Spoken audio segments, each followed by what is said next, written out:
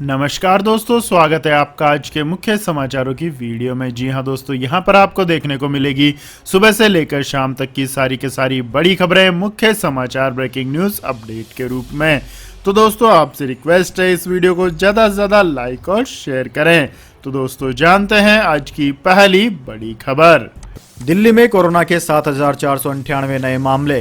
कल स्कूल खोलने और वीकेंड कर्फ्यू पर होगी चर्चा। पाबंदियों में राहत की है उम्मीद। जी हां दोस्तों, राष्ट्रीय राजधानी दिल्ली में कोरोना के दैनिक आने वाले मामलों में पिछले कुछ दिनों से कमी देखी जा रही है। स्वास्थ्य विभाग की तरफ से शाम के करीब 7 बजे जारी आंकड़ों के मुताबिक पिछले 24 घंटे में 7,498 नए मामले सामने आए और 29 मरीजों की मौत हुई। वहीं इतने ही समय में 11,164 मरीज संक्रमण से उभरे। इस समय संक्रमण दर 10.59% है और 38,315 मरीजों का इलाज शहर में चल रहा है।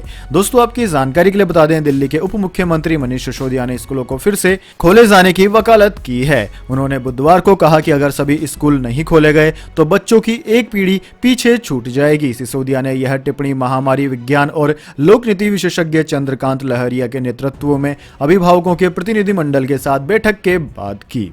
इसके बाद दोस्तों, अगली बड़ी खबर। बिहार से यूपी तक फैला छात्रों का प्रदर्शन। हालात संभालने के लिए रेल मंत्री ने किया बड़ा ऐलान। जी हां दोस्तों, रेलवे भर्ती बोर्ड की परीक्षाओं को लेकर छात्रों का प्रदर्शन बिहार के साथ ही यूपी के कई इलाकों में फैल गया। अभ्यर्थियों ने पटना के साथ यूपी के प्रयागराज में भी प्रदर्शन किया।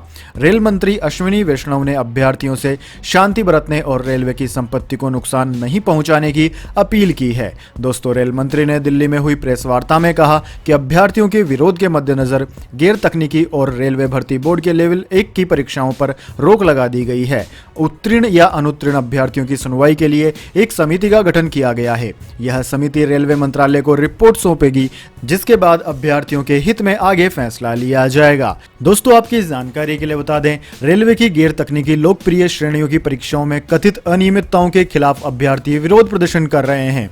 शुरू में पटना में अभ्यर्थियों ने परीक्षा के खिलाफ प्रदर्शन शुरू किया। उसके बाद यह प्रदर्शन बिहार के विभिन्न हिस्सों तक यूपी के प्रयागराज तक फैल गया। इस दौरान हालात संभालने के लिए पुलिस ने कई अभ्यर्थियों पर लाठीचार्ज भी किया, जिससे हालात काबू में आने के बजाय और बिगड़ गए। अभ्यर्थियों ने बुधवार को बिहार में गया रेलवे जंक्शन के आउटर सिग्नल पर खड़ी एमडी ट्रेन के कोच में आग लगा दी, जिससे रेलवे को करोड़ों रुपए का और संपत्ति का नुकसान हो गया।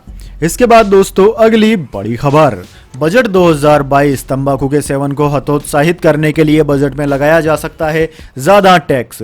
जी हां दोस्तों, कोरोना महामारी के तीसरे शहर के बीच वित्त मंत्री निर्मला सीतारमण 1 फरवरी 2022 को बजट पेश करेगी। कोरोना के चलते स्वास्थ्य सेक्टर के लिए जैसे धन की जरूरत है, तो कोरोना वैक्सीन के बूस्टर डोज के लिए भी सरकार को पैसों की जरूरत है। ऐसे में माना जा रहा है कि वित्त मंत्री तंबाकू उत्पादों, सिगरेट्स पर टैक्स में बढ़ोतरी कर सकती है।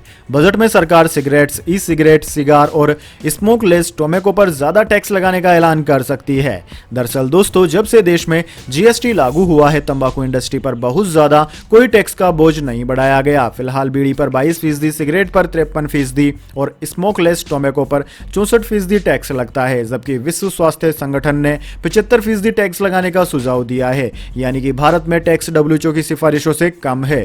तंबाकू के इस्तेमाल से कैंसर, डायबिटीज, फेफड़े की बीमारी होती है। आंकड़ों के मुताबिक हर साल भारत में 13 लाख लोगों की मौत तंबाकू के सेवन से होती है, तो 1.77 लाख करोड़ रुपए सालाना तंबाकू से होने वाली बीमारी के इलाज पर खर्च किया जाता है। ऐसे में इस बजट में सरकार तंबाकू पर टैक्स बढ़ा सकती है। इसके बाद दोस्तों, अगली बड़ी खबर। Traffic rules. ट्रैफिक नियम तोड़ा तो कट सकता है 1 लाख रुपए से ज्यादा का चालान। वाहन चलाते समय बरतें खास सावधानी। जी हां दोस्तों, वाहन चलाते समय अगर लापरवाही बरतते हैं तो ट्रैफिक पुलिस आपको 1 लाख रुपए का चालान थमा सकती है। इसलिए सड़क पर जिम्मेदारी से वाहन चलाना चाहिए। दोस्तों, ट्रैफिक नियमों का पालन नहीं करने पर नए मोटर व्हीकल एक्ट के तहत आपका 1.41 लाख रुपए से ज्यादा का चालान कट सकता है। संशोधित मोटर अधिनियम 2019 के लागू होने के बाद ऐसा पहले भी हो चुका है। नए नियमों के तहत अगर आप ट्रक चलाते समय ट्रैफिक रूल्स का उल्लंघन करते हैं तो 1,41,700 रुपए का चालान भरना पड़ सकता है। सितंबर 2019 में ओवरलोडिंग की वजह से दिल्ली में राजस्थान के एक ट्रक का 1,41,700 रुपए का चालान कटा था। बाद में ट्रक मालिक ने रोहिणी कोर्ट में जाकर चालान जमा कर दिया था। आपके साथ भी ऐसी घटना न हो, इसलिए वाहन चलाते समय ट्रैफिक रूल्स का खासकर पालन जरूर करें, क्योंकि दोस्तों अधिकतम चालान की राशि 1.5 लाख रुपए से भी ज्यादा हो सकती है, जो कि आपकी जेब के लिए बहुत भारी पड़ सकता है। वैसे दोस्तों हम आपको बता देते हैं कुछ चालान, जैसे कि ओवरलोडिंग पर 5,000 रुपए का जुर्माना है, रजिस्ट्रेशन सर्टिफिकेट नहीं होने पर 10,000 रुपए का जुर्माना है। इसके अलावा परमिट वायोलेशन के लिए 10,000 का जुर्माना कट सकता है आपका, इंश्योरेंस नहीं होने पर 4,000 का, पोल्यूशन सर्टिफिकेट नहीं होने पर 10,000 का, बिना ढकी निर्माण सामग्री ले जाने पर 20,000 रुपए का जुर्माना देना पड़ सकता है। इसके बाद दोस्तों अगली बड़ी खबर, पलट गई बाजी, मुकेश अंबानी को पीछे छोड़ गौतम अडानी बने भारत के सबसे अमीर आदमी, दुनिया में 11वां नंबर। जी हां दोस्तों, पिछले 2 दिन से भारतीय शेयर बाजार में मंदी का माहौल है, जिसके चलते रिलायंस के शेयरों में भारी गिरावट आ गई। इसका असर मुकेश अंबानी की कमाई में भारी गिरावट के रूप में पड़ा। इसका सीधा असर गौतम अडानी पर पड़ा। गौतम अडानी अब कमाई के मामले में मुकेश अंबानी से आगे निकल गए हैं। दोस्तों फोर्ब्स के रियल टाइम नेटवर्थ डेटा के मुताबिक गौतम अडानी की वेल्थ 90 अरब डॉलर यानी कि 6.72 लाख करोड़ रुपए है, जबकि मुकेश अंबानी की कुल संपत्ति 89.8 अरब डॉलर यानी कि 6.71 लाख करोड़ रुपए है। कमाई के मामले में दुनिया में अडानी का नंबर इस डेटा के मुताबिक 11वां है और मुकेश अंबानी का 12वां है। इसके बाद दोस्तों अगली बड़ी खबर, क्या ओमिक्रॉन से विकसित एंटीबॉडी कोरोना के सभी वेरिएंट्स पर होगी प्रभावशाली? आईसीएमआर की स्टडी में हुआ बड़ा दावा। जी हां दोस्तों, ओमिक्रॉन वेरिएंट भारत समेत दुनिया भर में कोरोना वायरस संक्रमण में बढ़ोतरी का कारण बना है, लेकिन यह वेरिएंट इस महामारी से बाहर निकलने में कारगर साबित हो सकता है। Indian council of medical research यानी कि आईसीएमआर ने अपने अध्ययन में यह खुलासा किया कि ओमिक्रॉन वेरिएंट से संक्रमित होने के बाद इससे विकसित होने वाली एंटीबॉडीज न केवल इस वेरिएंट के खिलाफ बल्कि कोरोना वायरस के अन्य वेरिएंट्स के विरुद्ध भी प्रभावी होगी। इनमें डेल्टा वेरिएंट भी शामिल है, जिसने भारत समेत दुनिया के कई देशों में लाखों लोगों की जान ले ली थी। आईसीएमआर ने अपनी स्टडी में कहा कि ओमिक्रॉन वेरिएंट से संक्रमित व्यक्तियों में बेहतर इम्यून रिस्पॉन्स देखने को मिला। इससे न सिर्फ इस वेरिएंट की रोकथाम में मदद मिली, बल्कि डेल्टा समेत कोरोना वायरस के अन्य वेरिएंट के खिलाफ भी यह प्रभावी रहा। इस स्टडी में बताया गया है कि ओमिक्रॉन वेरिएंट से विकसित एंटीबॉडीज डेल्टा वेरिएंट के खिलाफ प्रभावी तरीके से काम करती है। इसके अलावा डेल्टा वेरिएंट से पुनः संक्रमित होने का खतरा भी कम रहता है। यानी कि दोस्तों यही एक ऐसी दवा की तौर पर काम कर रहा है जो कि कोई भी वैज्ञानिक नहीं बना पाया है। इसके बाद दोस्तों अगली बड़ी खबर, भारतीय कंपनी टीसीएस ने रचा इतिहास, अमेरिकन कंपनी आईबीएम को पीछे छोड़ दूसरी सबसे वैल्यूएबल कंपनी बनी। इन्फोसिस तेजी से ग्रोथ करने वाला ब्रांड। जी हां दोस्तों, टाटा कंसल्टेंसी सर्विसेज यानी कि टीसीएस दुनिया के आईटी सर्विस सेक्टर में दूसरी सबसे वैल्यूएबल कंपनी बन गई है। ब्रांड फाइनेंस 2022 ग्लोबल 500 की रिपोर्ट के मुताबिक आईटी सर्विसेज 25 रैंकिंग में आईटी कंपनी इन्फोसिस भी जगह बनाने में कामयाब रही। इन्फोसिस तेजी से ग्रोथ करने वाला ब्रांड बना। देश की 4 अन्य टेक कंपनियां भी इस लिस्ट में शामिल है।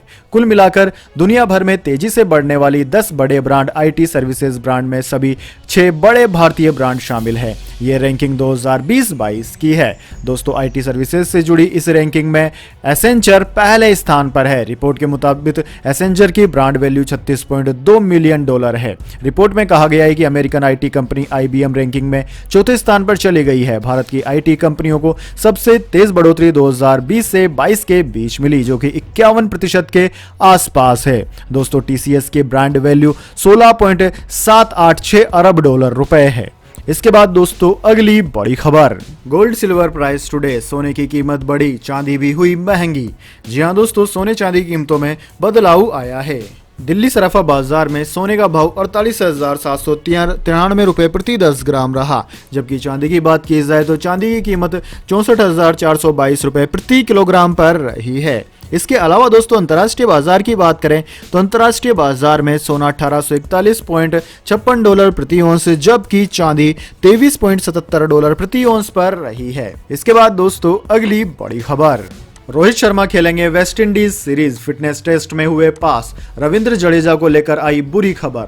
जी हां दोस्तों, रोहित शर्मा चोट के कारण न्यूजीलैंड दौरे पर नहीं जा सके थे। भारत और वेस्टइंडीज के बीच 6 फरवरी से वनडे और टी20 सीरीज शुरू हो रही है। सीरीज के पहले टीम को बड़ी खुशखबरी मिली है। कप्तान रोहित ने एनसीए में फिटनेस टेस्ट पास कर लिया है, यानी वे वेस्टइंडीज के खिलाफ खेलते हुए दिखाई देंगे। वहीं दोस्तों रविंद्र जडेजा को लेकर संशय की स्थिति बनी हुई है, उनकी वापसी में समय लग सकता है। यह बाएं हाथ का स्पिनर भी न्यूजीलैंड के दौरे पर नहीं गया था। वनडे सुपर लीग को देखते हुए भारत के लिए यह सीरीज अहम है। इनसाइड स्पोर्ट्स की खबर के अनुसार रोहित शर्मा ने फिटनेस टेस्ट पास कर लिया है और अब वे सिलेक्टर्स के साथ टीम को लेकर चर्चा करेंगे। बीसीसीआई के एक अधिकारी ने कहा कि रोहित शर्मा फिट हैं और सीरीज खेलने के लिए तैयार हैं। सभी खिलाड़ी वेस्टइंडीज सीरीज से पहले फिटनेस टेस्ट के लिए बेंगलुरु आएंगे। सीरीज से पहले अहमदाबाद में टीम का एक छोटा सा कैंप भी लगेगा। पहला वनडे 6 फरवरी को ही होना है। इसके बाद दोस्तों अगली बड़ी खबर, अमेजन ने किया तिरंगे का अपमान। मध्य प्रदेश पुलिस ने अमेजन सेलर के खिलाफ दर्ज की एफआईआर। जी हां दोस्तों, ई कॉमर्स कंपनी अमेजन की मुश्किलें बढ़ गई है। दरअसल दोस्तों, मध्य प्रदेश की भोपाल पुलिस ने अमेजन के प्लेटफॉर्म पर जूते सहित कई प्रोडक्ट्स को तिरंगे के प्रिंट के साथ बेचने के आरोप में कंपनी के अज्ञात सेलर के खिलाफ मंगलवार शाम को प्राथमिकी दर्ज की। मध्य प्रदेश के गृह मंत्री नरोत्तम मिश्रा द्वारा तिरंगे की छवि के साथ जूते सहित कई प्रोडक्ट्स बेचने के आरोप में अमेजन के खिलाफ और अधिकारियों के खिलाफ प्राथमिकी दर्ज करने का पुलिस को निर्देश देने के चंद घंटे बाद यह कार्रवाई हुई। भोपाल के पुलिस कमिश्नर मकरंद देउस्कर ने बताया कि अमेजन पर तिरंगे के प्रिंट के साथ जूते सहित कई उत्पाद बेचने के आरोप में भोपाल की अपराध शाखा में अज्ञात विक्रेता के खिलाफ राष्ट्रीय गौरव अपमान निवारण अधिनियम की धारा 2 और आईपीसी की धारा 505 में प्रकरण दर्ज किया गया है और आगे की कार्यवाही जारी है।